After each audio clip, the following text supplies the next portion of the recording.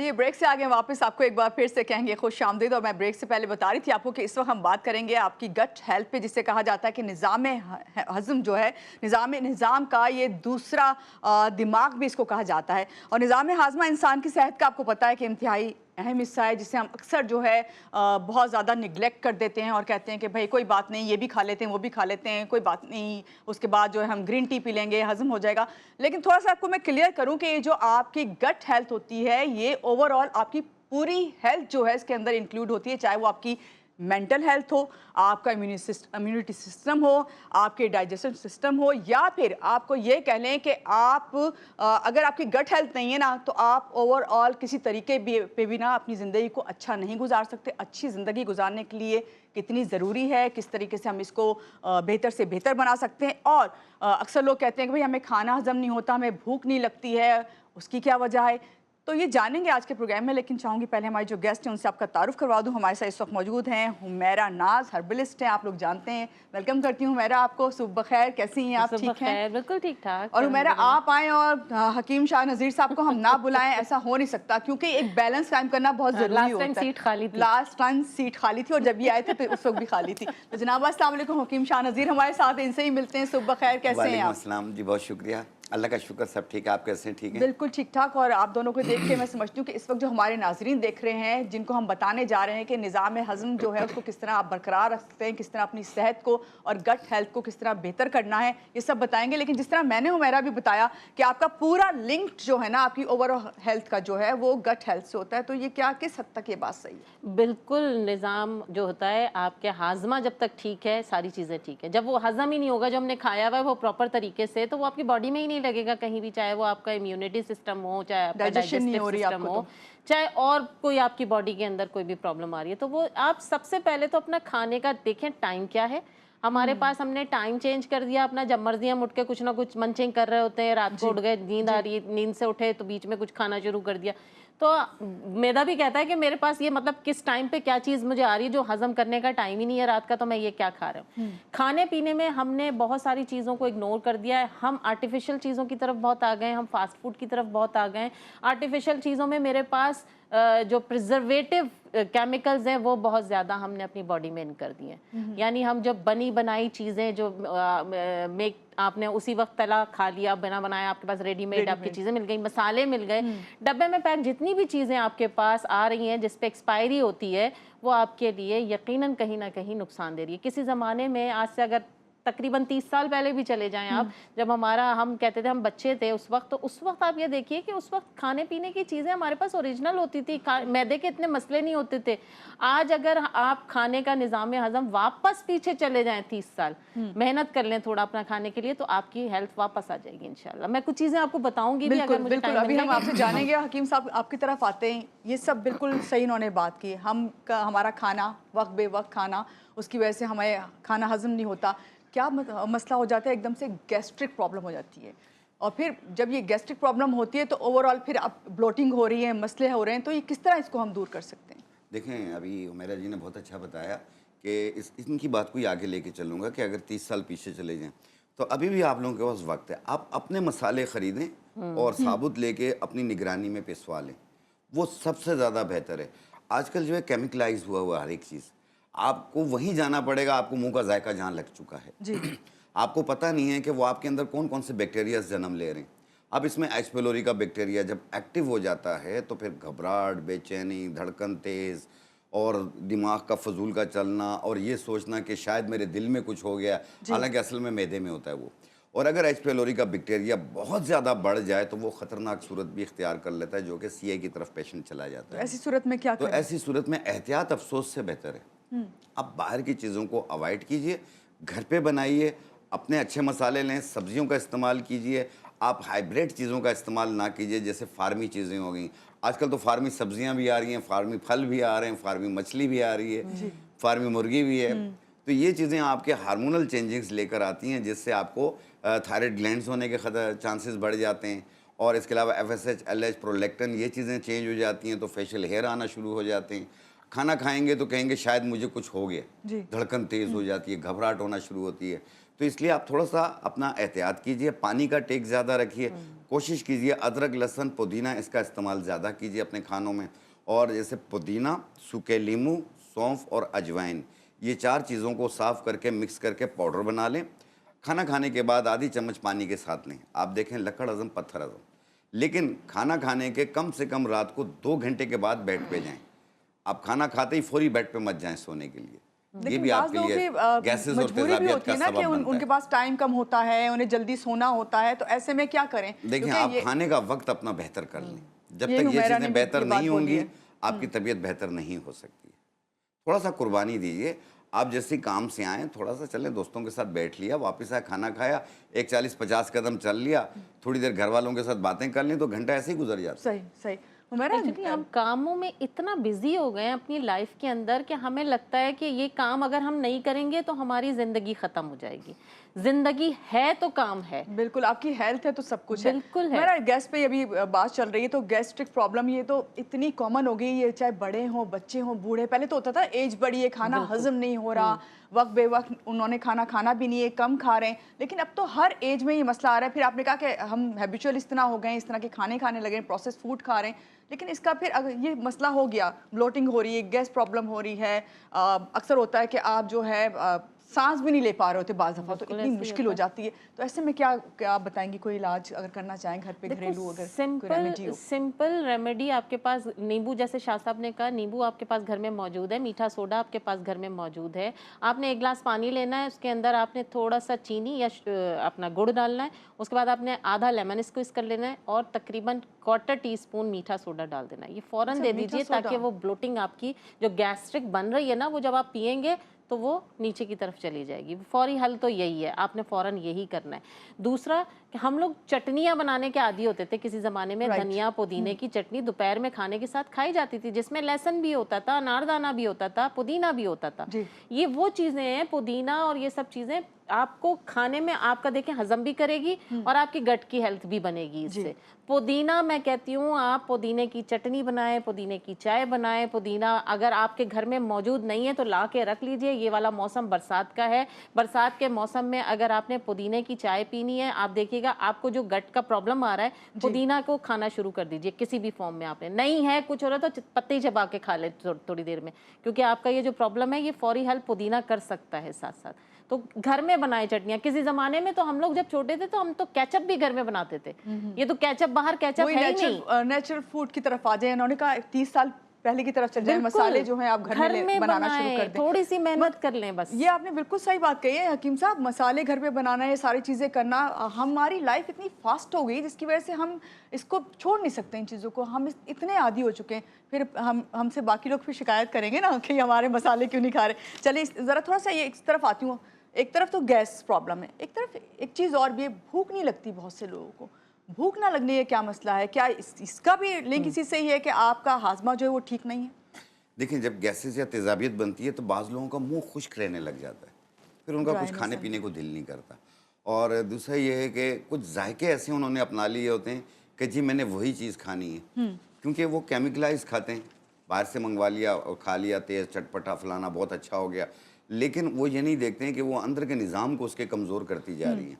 फिर उनको भूख नहीं लगती है, सुबह उठते हैं तो अगर नाश्ता भी करते हैं तो 2-3 घंटे तक तो कुछ खाने को दिल ही नहीं करता। और दोपहर का खाना भी खाएंगे तो हालांकि उनको हेल्दी खाना चाहिए, वो भी थोड़ा सा खा लिया, फिर रात का थोड़ा सा खा लिया, फिर उसके बाद फिर थोड़ा सा खा लिया। ऐसे ना करें, आप खाना अच्छा खाएं, थोड़ा भूख रख के खाएं। और साथ में कोशिश करें, अगर भूख नहीं लग रही है तो 4 दाने आलू बुखारा और 1 चाय वाली चम्मच सौंफ 1 गिलास पानी में डिप कर दें, रात भर पड़ा रहे, सुबह निहार पेट छान के पी लें। सही। एक ये तरीकाकार है। अगर ऐसा नहीं कर सकते तो दिन के टाइम पे आप भिगो दें, आधे घंटे 1 घंटे के बाद चम्मच के साथ शेक करें और छान के पिएं। आप ये देखें, बहुत आपको अच्छी चीज़ आपने भूख ऐसी बताई। लगेगी, दूसरों के ऐसे कभी हकीम खा साहब जाएंगे। कॉल है, ज़रा हम कॉल ले लें। अस्सलाम वालेकुम, कौन है हमारे साथ? सुबह खैर। वालेकुम सलाम। जी, कौन बात कर रही हैं, क्या पूछेंगी? जी मैं नौरीन बोल रही हूँ लाहौर से। जी नौरीन। मुझे ये क्वेश्चन करना कि अगर अचानक आधी रात को या रात को हमारे ये इसी तरह ब्लॉटिंग, गैस, बदहजमी है तो इंस्टेंट रिलीफ के लिए हम कौन सी रेमेडी यूज़ कर सकते हैं?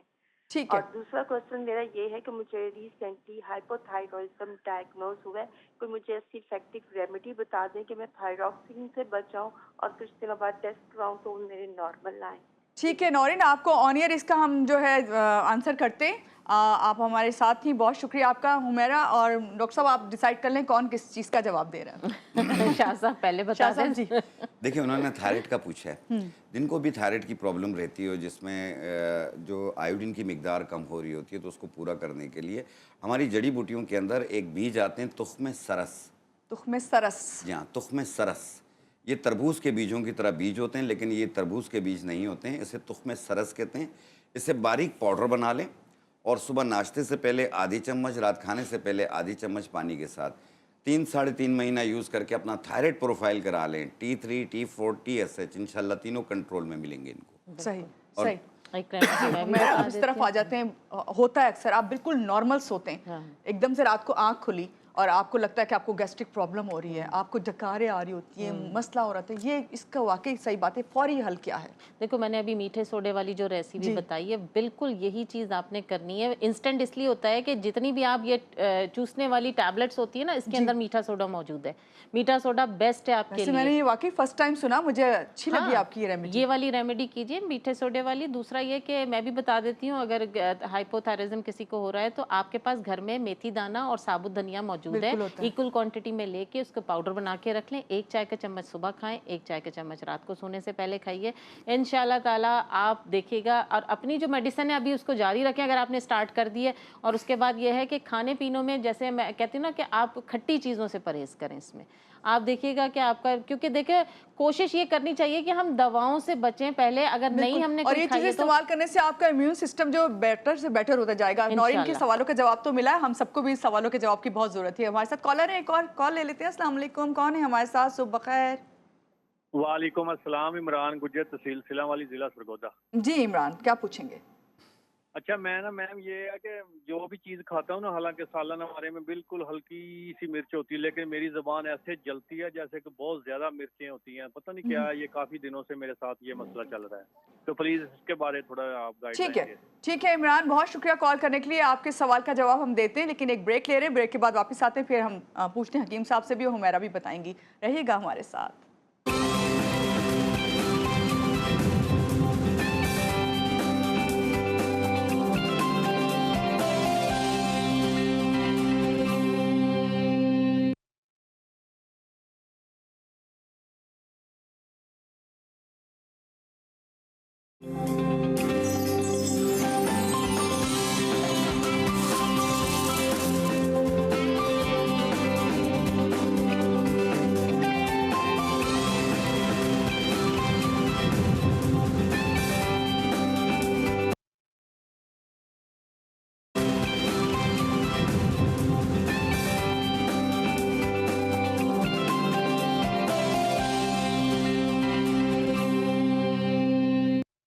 जी, ब्रेक से आ गए वापस और आपको कहेंगे एक बार फिर से खुश आमदीद एंड सुबह खैर। और अभी हमने जवाब लेना है। इमरान की कॉल आई थी जिनका कहना था कि जब वो कुछ खाते हैं हकीम साहब, तो उनको ज़बान पे जो है वो जलन होना शुरू हो जाती है और ऐसा लगता है कि मसाले तेज़ हैं, जबकि होता नहीं है ऐसा। देखिए, तो ये इसका ज़ुबान रीज़न के अल्सर की तरफ पेशेंट चला जाता है। इसमें यह है कि तेज़ाबियत बहुत ज़्यादा फील होती है। तो कोई भी चीज़, यानी हल्का सा भी मसाला होगा तो सुइयाँ चुभनी शुरू हो जाएंगी, जलन शुरू हो जाएगी मुंह में। तो ऐसी सूरत में आपने लेना है इसबगोल दाना, इसबगोल छिलका और तुख्म बालंगा। ये 3 चीज़ें ले लें। इसबगोल दाना, इसबगोल छिलका और तुख्म बालंगा। ये आधी आधी चाय वाली चम्मच 1 गिलास पानी में मिला लें। 1 घंटे के बाद चम्मच के साथ शेक करके पी लें। अगर आपको ये फीका होगा, इसका ना मीठा होगा ना कड़वा होगा, फीका जायका होगा, आप इसके अंदर कोई सा भी लाल मशरूब भी डाल सकते हैं या तो थोड़ा सा गुड़ डाल दें जायके के लिए। सही। तो ये दिन में 2 बार पिएं, सुबह और रात। हर किस्म के अल्सर को ये ख़त्म करती है। अच्छा, आपने कहा कि मुंह का अल्सर जो होता है उसके लिए ये उसके लिए ठंडी भी चीज़ अच्छा है होता ये। है, मुंह के तेजाबियत को भी दूर करता है। ये जलन होती है मुंह में, ज़ुबान पे, ये सारी चीज़ें दूर, मैदे की तेजाबियत भी दूर हो सही। जाएगी। हकीम साहब, आपसे रेमेडी पूछती हूँ। मैं देख रही हूँ कि आप बहुत सारी चीज़ें लेके आए, जी, लेकिन जी। उससे पहले ज़रा मैं हुमैरा से एक बात पूछने लगी हूँ। हम अक्सर कोई रील्स देख रहे होते हैं, हुमैरा कोई ना कुछ बीच में ऐड आ जाता है ना, मार्केटिंग कर रहे होते हैं, तो उसमें एक वर्ड मैं बहुत सुन रही हूँ आजकल, प्रोबायोटिक। ये क्या है प्रोबायोटिक जो है? देखो, लिंक क्या करता है? प्रोबायोटिक में हमारी जो खाने पीने की चीज़ें, उसमें एक गुड बैक्टीरिया है और एक बैड बैक्टीरिया है। ठीक है। प्रोबायोटिक्स के अंदर सारे गुड बैक्टीरिया होते हैं। अब गुड बैक्टीरिया बनाने के लिए बहुत सी मार्केट में चीज़ें भी आ रही हैं, आपके पास बनी बनाए कर्ड भी मिल रहे हैं। मैंने भी रिसर्च की थी तो मुझे पता चला था कि कोकोनट कर्ड के नाम से भी एक प्रोबायोटिक आ रहा है, जो कि लोग फर्मेंटेड, बेसिकली फर्मेंटेड चीज़ें होती हैं ये। अब फर्मेंटेड, आजकल तो एक लैंग्वेज आ गई ना इंग्लिश में, हम ज़रा स्टाइल मार के चीज़ों को बोलेंगे तो वो ओ कोई अच्छी चीज़ होगी, कुछ नहीं है, देसी चीज़ें हैं फर्मेंटेड। आपको पता है शलजम का चार हम बनाते थे पानी में, हम गाजर का चार पानी में बनाते थे। This is a fermented probiotics. ये आप घर में भी बना सकते हैं, आप किसी भी सब्जी के साथ बनाएं। आप पानी लीजिए, 1.5 लीटर पानी लें, उसके अंदर आपने 2 चम्मच नमक डालना है, 1 चाय का चम्मच आपने जो है राई दाना डालना है पीस के, और उसके अंदर जितनी सब्जियां आप चाहें 1.5 लीटर में आप डाल दें। खीरा डाल दें, गाजर डाल दें, आप मूली डाल दें, गोभी डाल दें, और उसको रख दीजिए 48 घंटे के लिए। आप 2 दिन के लिए रख दीजिए। उसका उसमें कांच के जार में होना चाहिए, ये कांच के जार में, लेकिन उसका ढक्कन बिल्कुल टाइट बंद ना करें क्योंकि उसके अंदर गैसेस बनती हैं। ये हुमैरा ऐसे ही नहीं, कांजी कांजी बनती है जैसे? Yes, kanji is best for gut. आपने अगर गट के लिए कांजी पीना शुरू कर दी तो आपकी बॉडी के अंदर गुड बैक्टीरिया खुद ब खुद बनना शुरू हो जाते हैं। अब बैक्टीरिया तो आपने बना लिए गुड, लेकिन उस बैक्टीरिया के लिए कहते हैं ना, बारात तो आपने तैयार कर दी, बारात का खाना भी तो तैयार करो अंदर पहुंचाने के लिए। तो वो गुड बैक्टीरिया के लिए आपने खाना क्या है, आप केला खाएं, आप फ्रूट्स का इस्तेमाल करें, लेकिन आपको स्मोकिंग छोड़नी पड़ेगी, आपको फ्राइड आइटम्स छोड़ने पड़ेंगे, कोकोनट खाएं, कोकोनट वाटर पिएं, ये सारी चीजें आपने करनी पड़ेंगी। और आप 1 महीने के अंदर देखेंगे कि आपका गट यूं ठीक होगा। सही, ये बहुत अच्छी बात बताई। और कोकोनट तो कराची में इतना ज़्यादा है, नारियल पानी हर जगह मिल रहा होता है, ज़रूर उसको इस्तेमाल करें। हकीम साहब, क्या रेमेडी लेके आए, किस चीज़ के लिए? क्या ये निज़ाम हज़म के लिए है या हमारी गट हेल्थ के लिए, सब ओवरऑल हमें काम करेगी? देखें, जिस तरीके से अभी मेरा जी ने भी बताया कि घट के लिए और अपने तमाम जिस्म की ताकत के लिए, हाजमे को बेहतर करने के लिए, और जो चीज़ खाएं वो आप पे असर भी करे, ठीक है। और दूसरा पूरे जिस्म को ताकत, दर्दों को ख़त्म करने के लिए, और वेट को भी नॉर्मल रखेगी, और साथ में आपको अंदरूनी कुव्वत ज़्यादा मिलेगी। तो उसके लिए आपने सिर्फ 2 चीज़ें लेनी है। एक लेना आपने, ये तुख्म फ़रंज मुश्क है, ये मर्द और लेडीज़ दोनों इस्तेमाल कर सकते हैं। ये तुख्म फ़रंज मुश्क, ये इसका पाउडर है, ये हम लेंगे 50 ग्राम। और ये है मुश्क दाना, ये इसका भी पाउडर है, ये भी हम लेंगे 50 ग्राम। इन दोनों को साबुत लेके पहले साफ़ कर लें, फिर मिक्स करके ऐसे पाउडर बना लें। आधी चाय वाली चम्मच 1 गिलास दूध में मिला के 1 टाइम रोज़ाना पिएं। ये डायबिटिक पेशेंट भी ले सकता है, तमाम उम्र के लोग भी ले सकते हैं। ये पूरे जिस्म को ताकत भी देगी और दर्दों को भी ख़त्म करेगी और हाजमे के निज़ाम को भी बेहतर करेगी। ठीक है, इस तरह मिक्स करके रख लें किसी भी जार में, और जब भी लेना हो तो हाँ, 1 टाइम रोज़ाना आधी चाय वाली चम्मच 1 गिलास दूध में मिला के ले लें। ठीक है। इसका कोई फ्लेवर होगा? नहीं, लाइट कड़वा फील होगा। ठीक है, यानी काबिले बर्दाश्त होगा जब आप इसको लेंगे, तो आप साइड इफेक्ट इसका कोई भी नहीं, बच्चे भी ले सकते हैं। नहीं, ये 12 साल से ज़्यादा उम्र के लोग ले सकते हैं, इससे कम ना मेंशन करना ज़रूरी है जी। दूसरी चीज़, आमतौर पे ख़वातीन को कमर में दर्द की शिकायत होती है, बहुत ज़्यादा होती है। प्रॉब्लम की वजह से भी होती है। ये टीन एज में, यानी 13-14 साल में भी होती है, और 50-60 साल में भी होती है। और इस वजह से भी होती है जब सारे काम खुद कर रही होती है, आप हेल्प नहीं कर रहे होते घर के। नहीं है ना, ऐसा भी होता है ना। हालांकि उनसे ज़्यादा काम हम बाहर कर रहे होते हैं। चलें जी, बिल्कुल, ये बहुत ज़्यादा कॉमन कंप्लेन है सब ख़वातीन की। जिन लोगों को भी ख़वातीन में आम निस्वानी प्रॉब्लम की वजह से कमर में दर्द की शिकायत रहने लग जाती है और नाफ के नीचे नलों में भी दर्द होता है, तो उसको ठीक करने के लिए आपने लेना सिंघाड़ा। ये सिंघाड़ा, इसका पाउडर लिया हमने, ये 50 ग्राम। ये है कमर कस, ये इसका पाउडर है, ये भी हम लेंगे 50 ग्राम। ये गोंद कीकर है, और ये इसका पाउडर है, ये भी हम लेंगे 50 ग्राम। ठीक है। सिंघाड़ा, कमरकस और गोंद कीकर, ये तीनों चीज़ें पहले साबुत लेके फिर मिक्स करके पाउडर बना लें, और सुबह शाम 1 चाय वाला चम्मच 1 कप दूध या पानी के साथ लें। चाहे खाने से पहले या खाने के बाद लें, कोई हर्ज नहीं है। इंशाल्लाह ताला इसे 1 महीना यूज़ कीजिए आप, ठीक है। आपकी कमर मजबूत हो जाएगी, दोबारा कमर में दर्द नहीं होगा आपको इंशाल्लाह। तो ये आम तौर पे जो ख़वातीन में कमर में दर्द की शिकायत रहती है, जो आम निस्वानी प्रॉब्लम की वजह से होती है, वो इससे ठीक। सिंघाड़ा है, कमर कस है, एंड तीसरी चीज़ ये क्या थी? गोंद। ठीक है, इन सबको जो है पीस के बारीक, इसको भी मिक्स करके रख सकते हैं, और वही छोटी चाय की चमची लेनी है। बहुत अच्छी रेमेडीज बताई हूँ मेरा। ये सब तो ठीक है, एक मसला और भी है, गैस्ट्रिक प्रॉब्लम हो गई, फिर आपकी गट जो हेल्थ है वो हर वक्त आप कंप्लेनिंग रहते हैं, ब्लोटिंग हो रही है, सब हो गया। लेकिन एक चीज़ है, इसे हम कहीं नहीं भूलना चाहिए कि निज़ाम का ताल्लुक आपकी आंतों से होता है। तमाम आंतें जो है ना आपके स्टमक में इधर, ये सबका ताल्लुक जो है आंतों से ही होता है और सबका लिंक होता है। इसमें वही बैड और गुड बैक्टीरिया वाली बात। आंतों पे सोजिश हो जाती है, वर्म आ जाता है, इसका क्या हल है? आंतों में सोजिश आ जाती है, लिवर सोराइसिस तक हो जाता है, यानी जख्म कहाँ से कहाँ, वही ना एक आपके लिवर एब्सेस होता है। जी, तो ये इसी वजह से होता है कि जब हम उल्टा सीधा खा रहे होते हैं, फिर फ्रीजी ड्रिंक ले रहे होते हैं। अच्छा, हमारे पास हमने ये सोचा हुआ है कि हमने खाना हजम करने के लिए फ्रीजी ड्रिंक कोई भी है वो ले लिया, साथ तो हमारा खाना हजम हो गया। वो आपने खाने पीने का और सत्यानाश कर दिया। ये समझे जो आपने खाया है ना वो सब बेकार हो गया, आपने फ्रीजी ड्रिंक अगर उसके ऊपर ली है तो कैसे ख्याल रखें आंतों की सेहत का? आंतों की सेहत के लिए सबसे बेस्ट है, देखें प्रोबायोटिक अभी हमने जिक्र किया, हमारे पास आम मार्केट में दही मिल रहा है, प्रोबायोटिक बना बनाया प्रोबायोटिक आपके पास दही मिल रहा है। आप दही का पानी, छाछ जिसे हम कहते हैं, छाछ पीजिए। छाछ को इस तरह पीना, जो आंतों की सोजिश है ये इसी तरह रिजॉल्व होगी कि आपने एक गिलास छाछ ली, छाछ के अंदर आपने 1 या 2 चम्मच सत्तू डाला, उसको अच्छी तरह आपने डिजोल्व करना है, काला नमक डालें और भुना हुआ जीरा ये पीस के रख लीजिए। काला नमक, भुना हुआ जीरा और सत्तू, चने का सत्तू ले लें या जौ का सत्तू ले लें 2 चम्मच, और 1 गिलास आपने छाछ लेनी है। ये आपका मील भी बहुत अच्छा बन जाएगा। जो लोग डाइट कर रहे हैं वो ये मील भी ले सकते हैं एक मील के तौर पे। ये आपने खाने के साथ दोपहर में लेना है, लस्सी टाइप बन जाएगा। छाछ के अंदर प्रोबायोटिक आपके पास आ गया, गुड बैक्टीरिया भी आ गए, और इससे आपकी आंतों की सोजिश भी खत्म हो जाएगी। ये अपनी आदत बना लें। और कुछ नहीं कर सकते तो सबसे पहले निहार मुंह सुबह उठें और 4 चम्मच दही के खा लें। सिंपल आप दही का अगर कहते हैं कि दही का सही खाने का टाइम जो है आपका निहार मुंह खाना है, चाहे आप 4 चम्मच लें या आपको जितना आपको दिल चाहे। लेकिन क्या उसमें हम चीनी या नमक ऐड कर सकते हैं? देखो, चीनी छोड़नी पड़ेगी। जब आप प्रोबायोटिक्स की तरफ आ जाएंगे और आपको गट हेल्थ अच्छी करनी है तो सबसे पहले आपने व्हाइट नमक और व्हाइट शुगर, ये दोनों चीजें आपने अपनी लाइफ से कट कर देनी है। ठीक। अच्छा, एक और चीज़ है, मैं कहीं पढ़ रही थी और मैंने फिर कहा कि भाई ये तो बहुत जोड़ है, कुछ चीज़ों का जोड़ होता है ना।